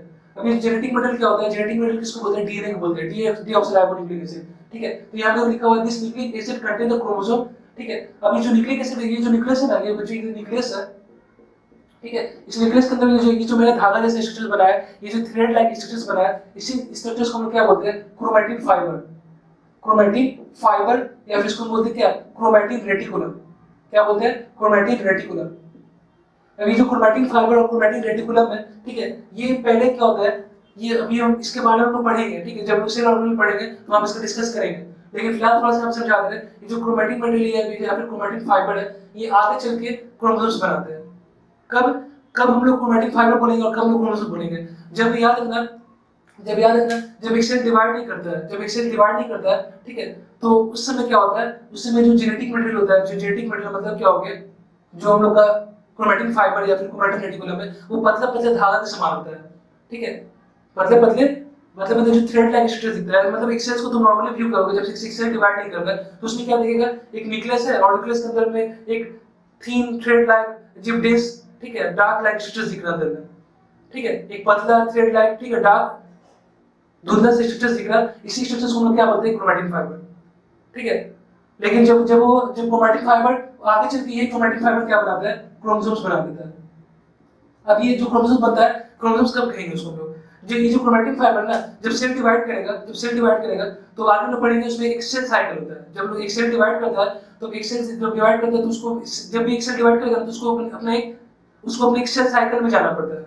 जब भी एक सेल डिवाइड करता है तो उसको अपने सेल साइकिल में जाना पड़ता है, और उन सारे सेल साइकिल के अंदर कई सारे इवेंट्स होते हैं। मतलब जैसे तुमको आगे दिखाएंगे, इंटरफेस होता है, उसमें प्रोफेज होता है, मेटाफेज होता है, एनाफेज होता है, टेलोफेज होता है, ठीक है, वो भी नहीं पढ़ना है, वो सब डिवीजन आगे देखेंगे, सेल डिवीजन का जो चैप्टर है, ठीक है। देखो बस यहाँ पे तुमको याद रखना है, ये जो क्रोमैटिन फाइबर है, ये जब सेल डिवाइड करता है तो उसके बाद डिवाइड करने के दौरान क्या होता है, ये क्रोमैटिन फाइबर धीरे धीरे अपने आप को क्या करता है, कॉइलिंग करना शुरू करता है, ठीक है। जब ये धीरे धीरे क्या होता है बेटा, ये जब अपने आप को कॉइलिंग करेगा ना, तो ये जो क्रोमैटिन फाइबर जो थ्रेड लाइक स्ट्रक्चर से वो धीरे धीरे शॉर्ट एंड थिकन हो जाएगा, ठीक है। ये मतलब ये मान लो थ्रेड लाइक स्ट्रक्चर से तुम इसको दो सूत्र लो, ठीक है, दो थ्रेड लो और उसको लेकर ऐसे से मोड़ो, उसको फोल्ड करो। जब तुम उसको फोल्ड करोगे ना, तो जैसे से क्या होगा, ये कॉइलिंग होगा, जैसे ये कॉइलिंग होगा वैसे वैसे क्या होगा, इसमें नंबर ऑफ थ्रेड्स जो होगा वो बढ़ इंक्रीज करते चला जाएगा। उसमें जितना ज्यादा कॉइलिंग करोगे, नंबर ऑफ थ्रेड्स क्या होगा, उसमें गार्ड जो होता है वो नंबर ज्यादा बढ़ने लगेगा। अब कोई भी स्ट्रक्चर ज्यादा कॉइल करोगे तो फाइनली वो क्या होगा, वो कॉन्ट्रैक्ट करेगा और वो शॉर्ट एंड थिकन हो जाएगा। तो ये जो शॉर्ट एंड थिकन हो जाएगा ना, तब ये जो क्रोमैटिन फाइबर जो पहले नहीं दिख रहा था सेल डिवीजन से पहले इंटरफेस में, अब वो सेल डिवीजन वाले फेज में क्या हो जाएगा, वो दिखने लगेगा। क्यों दिखने लगेगा, क्योंकि वो शॉर्ट एंड थिकन जो स्ट्रक्चर है वो कैसा हो चुका है, विजिबल हो चुका है ना। तुम एक पतला सा थ्रेड को देखो, ठीक है, और एक उसी सूता उसी थ्रेड को बहुत सारा गांठ बना के उसको इतना मोटा कर दो, कौन स्ट्रक्चर ज्यादा विजिबल होगा, ये वाला क्यों, क्योंकि इसकी क्या है, शॉर्ट एंड थिकन स्ट्रक्चर है ना, ठीक है ना। ये पूरा क्लियरली विजिबल होगा, ये सूत्र क्या है उतना क्लियरली विजिबल नहीं होगा, ये थ्रेड उतना क्लियरली विजिबल नहीं होगा। क्यों, क्योंकि ये पतला सा थ्रेड है, ये क्या है, पतला सा थ्रेड है। लेकिन ये स्ट्रक्चर मोटा हो जाएगा ना, थोड़ा सा थिकनेस हो जाएगा इस स्ट्रक्चर्स का, तभी क्या हो जाएगा, ये विजिबल होगा। और इसी स्ट्रक्चर्स को हम क्या बोलते हैं, क्रोमोसोम बोलते हैं, क्रोमोसोम, ठीक है। तो याद रखना, ये जो क्रोमैटिन फाइबर ये चला जाता है सेल डिवीजन वाले, ठीक है, सेल डिवीजन वाले फेज में। अब वहां पे जाने के बाद ये जो क्रोमैटिन फाइबर है कॉलिंग करना शुरू करता है, जैसे जैसे ये कॉलिंग करेगा वैसे वैसे ये जो स्ट्रक्चर्स है ना वो धीरे धीरे से शॉर्ट एंड थिकन होते चला जाएगा, ये ऐसे शॉर्ट एंड थिकन हो जाएगा। और बीच में इस तरीके से क्या होगा, यहाँ पे सेंट्रोमियर होगा और ये बन जाएगा क्या, क्रोमोसोम, ठीक है। तो जो स्ट्रक्चर्स शॉर्ट एंड थिकन हो गया, ठीक है, क्लियरली विजिबल होगा, उसको हम क्या बोलेंगे, क्रोमोसोम, ठीक है। क्या बोलेंगे इसको, क्रोमोसोम। और याद रखना, ये जो क्रोमोसोम है ना, ये क्रोमोसोम ये ऐसा स्ट्रक्चर होता है ना जिसको हम लोग क्या कर सकते हैं, कलर कर सकते हैं। ये इसको हम लोग किसी के डाई के थ्रू, किसी केमिकल के थ्रू इसको हम क्या कर सकते हैं, कलर कर सकते हैं, ठीक है ना। इसके पास प्रॉपर्टी होता है कि किसी भी डाई के थ्रू क्या हो सकता है, स्टेन हो सकता है, कलर हो सकता है, ठीक है। और जो केमिकल यूज करते हैं उसके लिए उसको हम लोग क्या बोलते हैं, क्या, एसिटोकार्बीन, एसिटोकार्बीन के थ्रू क्या करते हैं हम लोग, और भी बहुत सारे केमिकल है उसके थ्रू क्या करते हैं हम लोग, क्रोमोसोम्स को क्लियर करते हैं। तो इतना तो पता चल चुका है तुमको। और ये जो क्रोमोसोम है, और इसी ये जो क्रोमोसोम दिखा है ना, इसी क्रोमोसोम में क्या होता है, ये जो क्रोमोसोम पे ये जो एक आर्म है, ये जो आर्म है, फिर ये एक आर्म है, फिर ये एक आर्म है, ये उसका आर्म है, ठीक है। तो ये हर एक आर्म किस चीज का बना हुआ है, ये डीएनए का बना हुआ है, ठीक है। ये इसमें क्या है, डीऑक्सीराइबो न्यूक्लिक एसिड है। ये मतलब डीएनए का पॉलीमर है, ठीक है। वो आगे जब हम लोग पढ़ेंगे तो देखेंगे, ठीक है। इसलिए हम लोग इतना ज्यादा डिटेल में नहीं जा रहे हैं, बस मतलब बस ध्यान रखना है कि जो क्रोमैटिन फाइबर होता है वो एक थीन लेस क्वालिटी स्ट्रक्चर है, ठीक है। लेस क्वालिटी मतलब वो अनक्वालिटी जो स्ट्रक्चर ज्यादा क्वालिटी नहीं होता है, ठीक है। लेस क्वालिटी स्ट्रक्चर जो उतना ज्यादा विजिबल नहीं होता है, उसको हम लोग क्रोमैटिन फाइबर बोलते हैं। लेकिन जब ये धीरे धीरे क्रोमैटिन फाइबर, ठीक है, during the enter into the cell division phase, ठीक है, बेसिकली लेकिन ये क्या होता है, ये जो क्रोमैटिन फाइबर, ये जो सेल डिवीजन वाले जो प्रोसेस में एंटर कर जाता है, तो वहां पर ये क्रोमैटिन फाइबर धीरे धीरे क्या करता है, शॉर्ट एंड थिकन करता है, जिसकी वजह से यहाँ पर क्या बन जाता है, क्रोमोसोम बन जाता है, ठीक है। और इसी क्रोमोसोम क्या प्रेजेंट होता है, जेनेटिक मैटर, जिसको क्या बोलते हैं, डीएनए, ठीक है, इसी को क्या बोलते हैं, डीएनए। और इसी डीएनए के पास क्या होता है, जेनेटिक इंफॉर्मेशन होता है कि किस तरह का इंफॉर्मेशन एक सेल को जरूरत है, उन सारे इंफॉर्मेशन को स्टोर करने का काम इसका होता है, डीएनए के पास होता है। क्लियर है? चलो आगे हम नेक्स्ट पार्ट बढ़ते हैं, ठीक है। Cells that have the membrane bound nuclei called eukaryotic, whereas cell that lack the membrane bound nucleus is eukaryotic। अब देखो यहाँ पर क्या होता है, दो टाइप का न्यूक्लियस होता है, सॉरी दो टाइप का सेल्स होते हैं, एक होता है प्रोकैरियोटिक सेल्स, एक होता है मतलब यूकैरियोटिक सेल्स, ठीक है। प्रोकैरियोटिक से यूकैरियोटिक से आगे भी हमको देखना है, ठीक है, पूरा डिफरेंस के साथ देखेंगे, तो पूरा फुल डिटेल में देखेंगे, ठीक है। प्रोकैरियोटिक सेल्स और यूकैरियोटिक सेल्स डिफरेंस क्या होता है, लेकिन यहाँ पर कुछ बात आया से रिलेटेड, इसलिए यहाँ पर थोड़ा बता दे रहे हैं। बस इतना बेसिक याद रखना तुम लोग को कि जो प्रोकैरियोटिक सेल्स है और यूकैरियोटिक सेल्स, ठीक है, यूकैरियोटिक सेल्स और प्रोकैरियोटिक सेल्स किसको बोल सकते हैं? प्रोकैरियोटिक सेल्स वो होता है जिसके पास क्या होगा, न्यूक्लियस में न्यूक्लियर मेम्ब्रेन नहीं होगा, ठीक है, सेल होगा, एक सेल होगा, देखो यहाँ पे दिखा रहे हैं,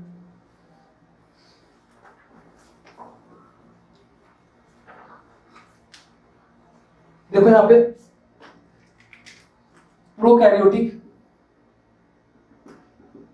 यूकैरियोटिक, ठीक है, प्रोकैरियोटिक, ठीक है। प्रो मींस क्या होता है, प्रो मींस प्रिमिटिव, ठीक है। कैरियोटिक, कैरियोटिक मतलब कहां से आई है, कैरियन से आया, कैरियन, कैरियन का मतलब क्या होता है, न्यूक्लियस, कैरियन का मतलब क्या होता है, न्यूक्लियस, ठीक है। एक ऐसा सेल्स जिसके पास क्या होगा, पुराने जमाने का न्यूक्लियस है, प्रिमिटिव टाइप का, जस्ट स्टार्टिंग। हम बोलते हैं ना कि जब हम लोग कभी किसी चीज को स्टार्ट करते हैं, जब हम किसी चीज को स्टार्ट करते हैं तो वहां कैसे स्टार्ट करते हैं, जस्ट एक शुरुआत होता है वहां पे लोग, ठीक है ना। जब हम लोग कहीं पे भी क्या होता है, कुछ सीखते हैं, जैसे हम लोग फॉर एग्जांपल, ठीक है, जैसे हम लोग जहाँ के किसी से मान लो क्रिकेट खेलेंगे, ठीक, क्रिकेट खेलेंगे, तो क्रिकेट खेलेंगे तो पहले क्लास में लोग क्या किए, वहां पे पहले क्लास में तुम क्या किए, कुछ, ठीक है, पहले जो खेल का रूल होता है, ठीक है, जो बेसिक बात होता है, उन सभी चीजों को जानते हैं, पिच का शॉर्ट लेंथ क्या होता है उसका, ठीक है, कौन सा बॉल होता है, किस तरीके से बैट क्या होता है, ठीक है, कैसे कैसे हम लोग को खेलना, उसका पोजीशंस क्या होता है, मतलब जो भी क्रिकेट से रिलेटेड जो बेसिक आइडिया होता है उसको हम पहले सीखते हैं, ठीक है। तो जस्ट एक शुरुआत, धीरे धीरे क्या होता है, हम लोग दूसरे क्लास, तीसरे क्लास, चौथे क्लास में जाते जाते क्या बना जाते हैं, हम लोग इंप्रूव करते हैं। उसी तरह कोई भी ऑर्गेनिज्म जब स्टार्टिंग में बना होगा तो उसके पास कैसा रहा होगा, न्यूक्लियस तो था, लेकिन न्यूक्लियस का चारों तरफ मेम्ब्रेन नहीं था, ठीक है, न्यूक्लियस तो था लेकिन न्यूक्लियस के चारों तरफ मेम्ब्रेन नहीं था।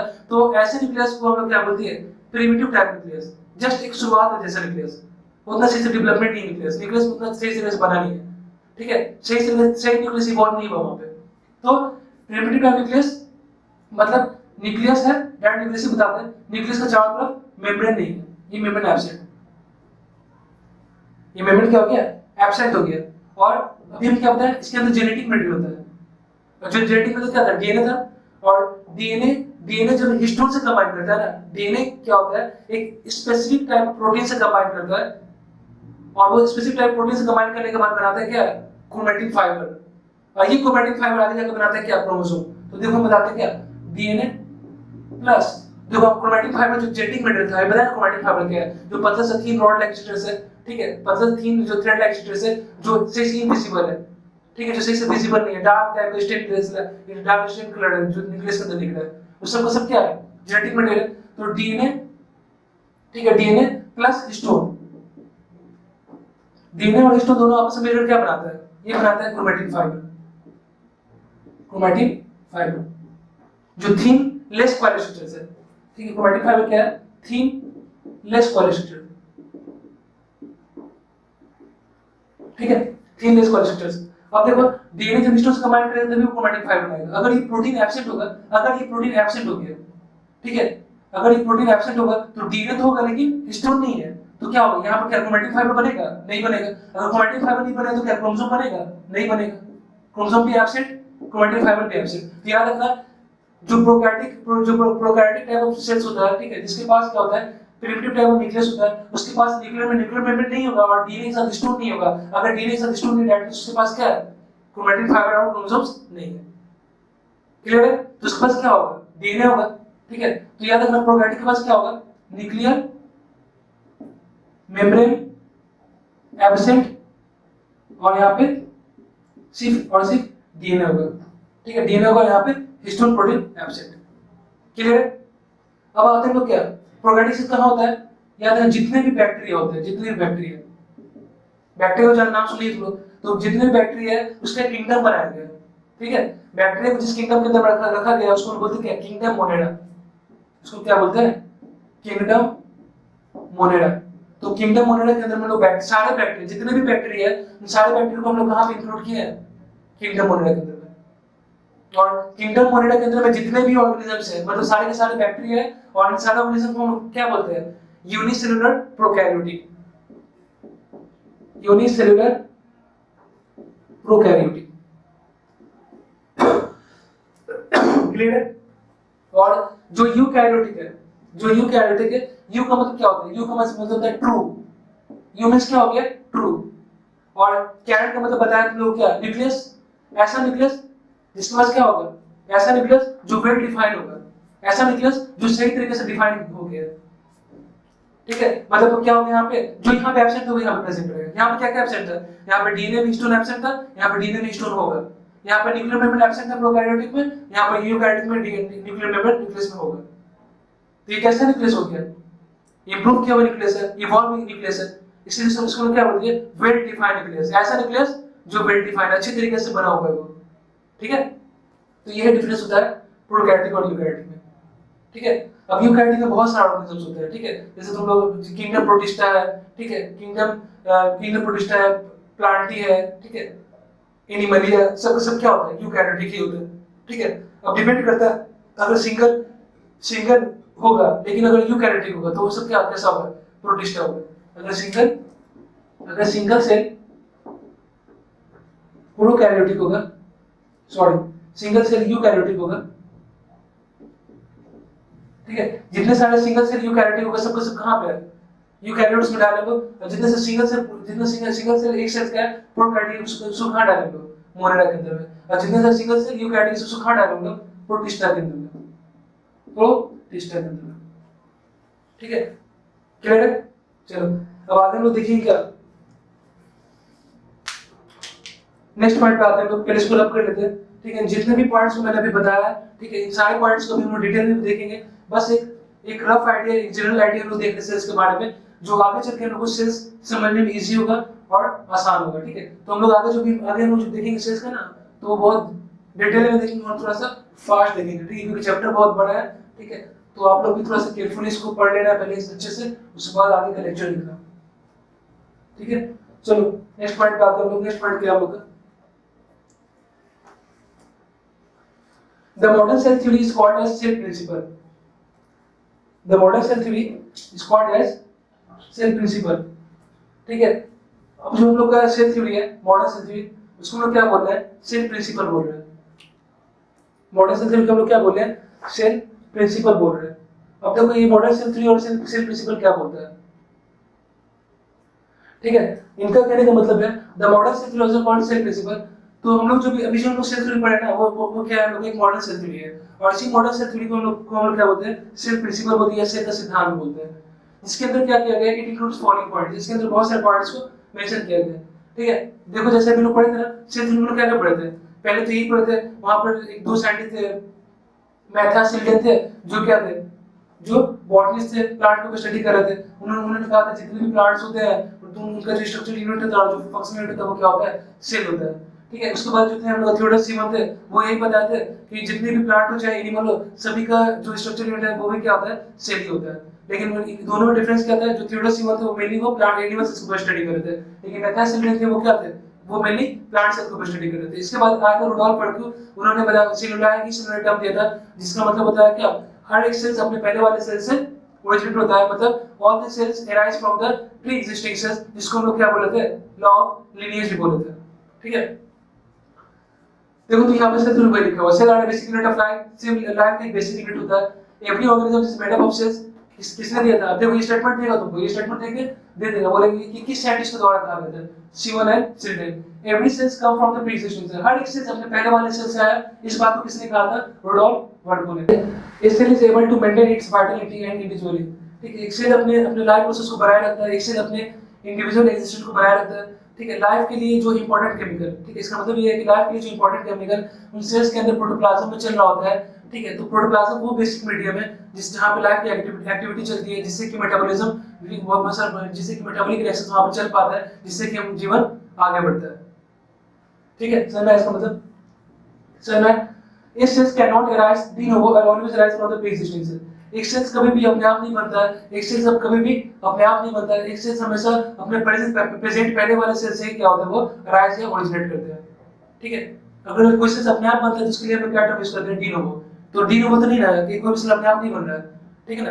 डी नोवो वाला जो बात हुआ तो क्या हो जाएगा, पूरा क्या हो जाएगा, कैंसिल हो चुका है यहाँ पे। ठीक है, तो एक सेल हमेशा क्या होता है, अपने पहले वाले प्रेजेंट सेल से ही क्या होता है, बनता है। No organisms can have the activity without cells. Basically, cells are totipotent unless until they, so no organism can have the activity without cells. कोई भी organisms होता है बिना सेल्स के एक्टिविटी शो नहीं कर सकता है। ठीक है, हम अभी बताया ना, अगर बॉडी का कोई भी एक्टिविटी हम लोग के थ्रू से एक्टिविटी को शो किया जा रहा है, कोई हम लोग का बॉडी कोई भी एक्टिविटी को शो कर रहा है, दैट मींस उसमें क्या होगा, सेल तो कंपलसरी है। ठीक है, तो कोई भी ऑर्गेनिजम्स को बॉडी एक्टिविटी को शो करने के लिए उनमें सेल्स का होना जरूरी है। विदाउट सेल्स वो किसी तरह की एक्टिविटी को शो नहीं कर सकता है, तभी तो हम लोग सेल्स को फंक्शनल यूनिट ऑफ लाइफ कहते हैं। क्लियर है? Basically cells are totipotent unless until they are specialised. ठीक है, क्या बोला है? अब देखो टोटिपोटेंट का मतलब क्या होता है। टोटिपोटेंट बहुत इंपॉर्टेंट है, आगे भी हम लोग उसको देखना है, लेकिन थोड़ा सा यहाँ पे सेल्स में डिस्कस किया हुआ टोटिपोटेंट के बारे में। ठीक है, देखो टोटिपोटेंट वो सेल्स होता है, ठीक है, टोटिपोटेंट वो सेल्स, एक सेल्स के पास एबिलिटी होता है कि वो, एक सेल्स के पास एबिलिटी होता है कि वो एक सिंगल सेल्स, ठीक है, वो एक सिंगल सेल्स के पास एक कंप्लीट इंफॉर्मेशन होता है, उसके पास एक क्षमता होता है, एक टेंडेंसी होता है कि वो एक सिंगल सेल्स पूरा का पूरा कंप्लीट ऑर्गेनिजम्स को प्रोड्यूस कर दे, पूरा का पूरा कंप्लीट ऑर्गेनिजम्स को डेवलप कर दे। तो ये वाला जो प्रॉपर्टी है कि एक सेल्स के थ्रू पूरा का पूरा ऑर्गेनिजम्स बन जाएगा, इसी को हम लोग क्या बोलते हैं? टोटिपोटेंसी। ठीक है, तो टोटिपोटेंसी देखो, totipotency mainly demonstrated in the plant cells. Totipotency mainly हम लोग एनिमल्स, प्लांट सेल्स में देखते हैं। ठीक है, एनिमल सेल्स में जल्दी टोटिपोटेंसी देखने को नहीं मिलता है। हमारे बॉडी में स्टेम सेल्स को छोड़ करके बाकी जितने भी सेल्स हैं वो टोटिपोटेंसी को शो नहीं करते हैं। ठीक है, अब देखो जो प्लांट सेल्स है, तुम एक प्लांट सेल से क्या कर सकते हो? तुम एक प्लांट का सेल लिए, ठीक है, उसको लेकर के क्या कर सकते हो? तुम एक पूरा का पूरा कंप्लीट प्लांट को बना सकते हो। ठीक है, किसके थ्रू? टिश्यू कल्चर के थ्रू। इसका हम लोग आगे डिटेल देखेंगे, बस तुमको बस इतना याद रखना है, टोटिपोटेंसी वो कैपेबिलिटी होता है जहां पर एक सिंगल प्लांट सेल्स के थ्रू पूरा का पूरा कंप्लीट प्लांट को बना दे। तो ऐसा प्रॉपर्टी जो होता है उस सेल्स का क्या कहलाता है? टोटिपोटेंसी कहलाता है। ठीक है, तुम और दूसरा बात कि जो टोटिपोटेंसी वाला जो फीचर्स है प्लांट सेल्स के अंदर में, क्या वो फीचर्स सारे प्लांट सेल्स में देखने को मिलता है? ठीक है, प्लांट के सभी पार्ट में देखने को मिलता है। ऑलमोस्ट सभी प्लांट सेल्स टोटिपोटेंट हो सकते हैं। ठीक है, जब तक कि वो स्पेशलाइज्ड ना हो जाए। अगर कोई एक प्लांट से स्पेशलाइज्ड हो गया, स्पेशलाइज्ड का मतलब क्या होता है बच्चों? तो स्पेशलाइज्ड का मतलब एक सेल से, ठीक है, एक सेल से मेरे पास, ठीक है, उसको कुछ स्पेशल टाइप फंक्शन परफॉर्म करना है। तो तुम देखोगे एक प्लांट सेल्स के अंदर में क्या होता है? टिश्यू भी होता है। एक प्लांट सेल्स के अंदर क्या होता है? जाइलम होता है। एक प्लांट सेल्स के अंदर में स्पेशलाइज्ड होता है, क्या होता है? फ्लोएम होता है, वैस्कुलर बंडल होता है। ठीक है, तो ये जो तुम जो स्ट्रक्चर देख रहे हो, जाइलम, फ्लोएम, वैस्कुलर बंडल, ठीक है, ये जो अलग अलग स्ट्रक्चर्स जो बन रहा है वो कैसे बनता है? तो पहले वो नॉर्मल सेल से ही मॉडिफाई होकर बनता है। वो पहले वो सेल्स क्या कैसा था? पहले वो सेल्स टोटिपोटेंट था। ठीक है, तो पहले वो सेल्स नॉर्मल था, तो वो टोटिपोटेंट था। लेकिन जब वो सेल्स क्या हो गया, एक पर्टिकुलर एक स्पेसिफिक स्ट्रक्चर्स में मॉडिफाई हो गया, ठीक है, कुछ स्पेशलाइज्ड फंक्शंस को करने के लिए मॉडिफाई हो गया, तो वो जो प्रॉपर्टी हो गया वो सेल्स का, और वो स्पेशलाइज्ड होगा। अब वो टोटिपोटेंसी वाला जो प्रॉपर्टी था, वो टोटिपोटेंसी वाला जो कैरेक्टर था, उन सारे सेल्स का खत्म हो चुका है। ठीक है, तो अगर हर एक प्लांट के मतलब जितने भी सारे सेल्स है, सभी का सेल टोटिपोटेंट हो सकता है। ठीक है, जब तक कि वो स्पेशलाइज्ड ना हो जाए। तो स्पेशलाइज्ड का मतलब समझ में आ चुका है। एक नॉर्मल सेल अगर अपने आसपास वाले सेल से मॉडिफाई हो जाए, ठीक है, ताकि उसको कुछ अलग तरह के फंक्शंस को परफॉर्म करना है, तो वो सेल्स क्या होता है? अपने आसपास वाले सेल से थोड़ा सा अलग दिखेगा, वो अपने शेप को चेंज कर लेगा, उसमें कुछ स्पेसिफिक टाइप ऑफ फंक्शंस को परफॉर्म करने का क्षमता आ जाएगा। तो अब वो जो स्पेसिफिक हो गया ना, ठीक है, वो स्पेसिफिक हो गया। जैसे एक नॉर्मल टिश्यू से स्पेशलाइज्ड हो गया, एक जाइलम बना, जाइलम टिश्यू बना, तो जाइलम टिश्यू कैसा हो गया? वो अब स्पेसिफाइड हो गया, स्पेसिफिक फंक्शन परफॉर्म कर रहा है। दैट मींस अब वो टोटीपोटेंसी वाला प्रॉपर्टी को लॉस कर चुका है, ठीक है। अब उसमें टोटीपोटेंसी वाला कैरेक्टर खत्म हो चुका है, ठीक है। अब तुमको मालूम है जाइलम का काम क्या था? वाटर कंडक्शन में, ठीक है। लेकिन पहले वो जो टिश्यू था वो वाटर कंडक्ट नहीं कर रहा था, तो प्लांट में वाटर कंडक्ट करने के लिए उस स्ट्रक्चर्स को मॉडिफाई कर दिया गया ताकि प्लांट में रूट से पानी को एब्जॉर्ब करके कंडक्ट करके different parts of the plant उसको डिस्ट्रीब्यूट करना है। तो ऐसे सेल्स को क्या होना पड़ता है? स्पेशलाइज्ड होना पड़ता है ताकि वो स्पेशल टाइप ऑफ फंक्शंस को परफॉर्म कर सके। तो याद रखना, तो जो भी सेल्स मॉडिफाई होगा, स्पेशलाइज्ड होगा, मतलब वो अपने बगल वाले एडजेसेंट बगल वाले सेल्स के लिए हम लोग क्या टर्म यूज करते हैं? एडजेसेंट सेल, पड़ोसी सेल्स, नेबरिंग सेल्स, ठीक है। तो नेबरिंग सेल से क्या होगा? वो अलग दिखेगा, ठीक है, तो उसको हम लोग बोलते हैं स्पेशलाइज्ड, ठीक है। और एक बात यहाँ पे एनिमल सेल्स के अंदर में क्या होता है, तुम देखना कभी कभी कि अब जैसे हम टोटीपोटेंसी वाला फॉर एग्जांपल बताएंगे तुम यहाँ पे कि तो बोला सेल स्पेसिफाइड हो गया, उसका फंक्शन स्पेशलाइज्ड हो गया, तो तुम थोड़ा देर की सोचो, थोड़ा देर की हम बता रहे। जैसे न्यूरॉन सेल्स हम लोग क्या होता है? वो डिवाइड नहीं करता है। एक बार न्यूरॉन सेल्स बन जाएगा तो फर्दर वो डिवाइड नहीं करेगा। न्यूरॉन सेल्स में अगर सेल के अगर किसी तरह कोई डैमेज होता है तो वहां पे सेल रिपेयर नहीं होगा, वहां पर कभी किसी तरह कोई रिप्लेसमेंट नहीं होगा सेल्स का, ठीक है। और फाइनली वो वहीं में डेथ कर सकता है।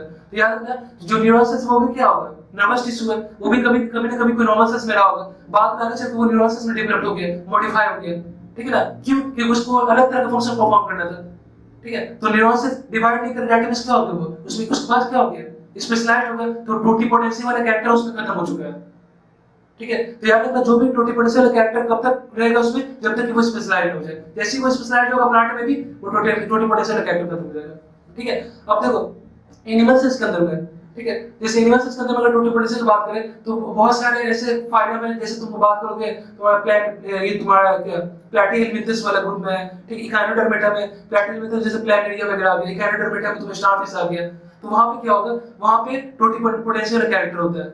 तो जो ऑर्गेनिज्म तुम देखो, ये जो ऑर्गेनिज्म ये ना, ये सब का सब नॉन कोऑर्डिनेट्स है, ठीक है, नॉन कोऑर्डिनेट्स है। ये सभी अभी हम पढ़ाएंगे कोऑर्डिनेट्स नॉन कोऑर्डिनेट्स क्या होता है, बस इतना याद रखना, ये सभी के सभी नॉन कोऑर्डिनेट्स है। और इनके पास क्या होता है? टोटीपोटेंसी वाला कैरेक्टर ज्यादा होता है। क्यों? क्योंकि सारे ऑर्गेनिज्म, ये जो मैंने नाम बताया, स्टारफिश के पास वाला जो प्लैनेरिया है बहुत इंपॉर्टेंट है। ये जो दो ऑर्गेनिजम्स है, ये अपना बॉडी को फिर से रीजनरेट कर लेते हैं, उनमें रीजनरेशन देखने को मिलता है। क्यों? क्योंकि इनके पास जो सेल्स होता है, वो कैसा होता है? टोटीपोटेंट सेल होता है, ठीक है। तो याद रखना, जितना भी ऑर्गेनिज्म सिंपल होगा, जितना भी ऑर्गेनिज्म लोअर क्लास का होगा, उनमें टोटीपोटेंसी वाला जो क्षमता होगा, कैपेबिलिटी ज्यादा देखने को मिलेगा। मतलब ऑर्गेनिज्म जितना कॉम्प्लेक्सिटी बढ़ेगा, ऑर्गेनिज्म का साइज जितना बढ़ेगा, उसमें नंबर ऑफ सेल्स बढ़ेगा, ठीक है, उनमें कॉम्प्लेक्सिटी जैसे बढ़ेगा, उनमें जैसे इवोल्यूशन होगा, वैसे वैसे ऑर्गेनिज्म के अंदर में टोटीपोटेंसी वाला जो प्रॉपर्टी वो धीरे धीरे क्या होगा? लॉस हो जाएगा। तो याद रखना, स्मॉलर एंड सिंपलेस्ट ऑर्गेनिज्म में टोटीपोटेंसी वाला प्रॉपर्टी ज्यादा देखने को मिलता है, और जितने सारे हायर ऑर्गेनिजम्स होता है उसमें टोटीपोटेंसी वाला कैरेक्टर कम देखने। हम लोग के अंदर इसलिए टोटीपोटेंसी कैरेक्टर नहीं देखने को मिलता है, ठीक है। अब देखो यहाँ पे, तो totipotency mainly demonstrated in the plant sales,